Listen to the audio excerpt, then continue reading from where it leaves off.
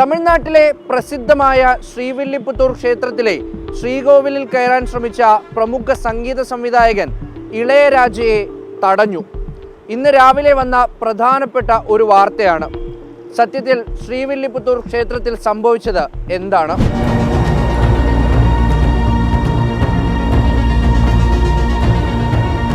ഇന്നലെ വൈകിട്ടാണ് ക്ഷേത്രത്തിലേക്ക് തൻ്റെ പുതിയ പാട്ടിൻ്റെ റിലീസുമായി ബന്ധപ്പെട്ട് ഇളയരാജ എത്തുന്നത്.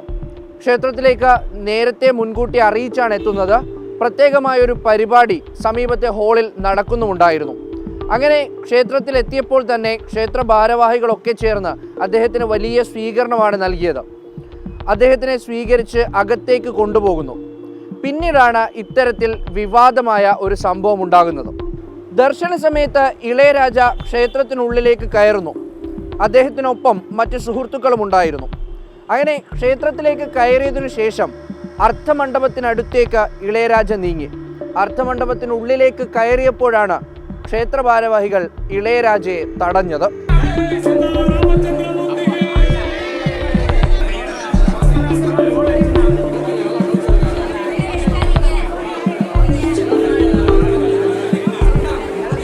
അർദ്ധമണ്ഡപത്തിനകത്തേക്ക് കടക്കാൻ കഴിയില്ലെന്ന് ഇളയരാജയോട് ക്ഷേത്ര ഭാരവാഹികൾ പറയുന്നു. അദ്ദേഹം അത് കേട്ട് പുറത്തേക്കിറങ്ങി. ശേഷം വെളിയിൽ നിന്ന് ദർശനത്തിനു ശേഷമാണ് അദ്ദേഹം മടങ്ങിയത്.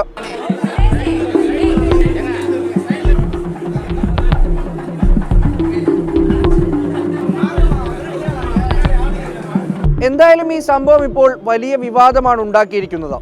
ഇളയരാജ ലോകമറിയപ്പെടുന്നൊരു സംഗീത സംവിധായകനാണ്, ഒപ്പം ഒരു രാജ്യസഭാ എംപിയും.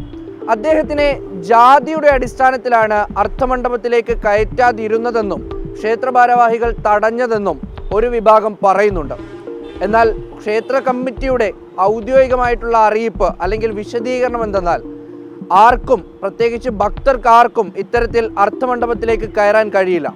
അതിന് ചില പ്രത്യേക വിഭാഗത്തിന്, പ്രത്യേകിച്ച് പൂജാരിമാർക്കൊക്കെ മാത്രമേ അതിനകത്തേക്ക് കയറാൻ കഴിയുകയുള്ളൂ എന്നൊരു വിശദീകരണമാണ് ഇത്തരത്തിൽ ക്ഷേത്ര കമ്മിറ്റിയിൽ നിന്നും നമുക്ക് ലഭിക്കുന്നത്.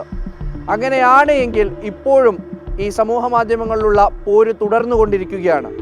ജാതി വിവേചനം ഇദ്ദേഹം നേരിട്ടോ ഇല്ലയോ എന്നുള്ളതാണ് ഇപ്പോൾ ഉയരുന്ന പ്രധാന ചോദ്യം.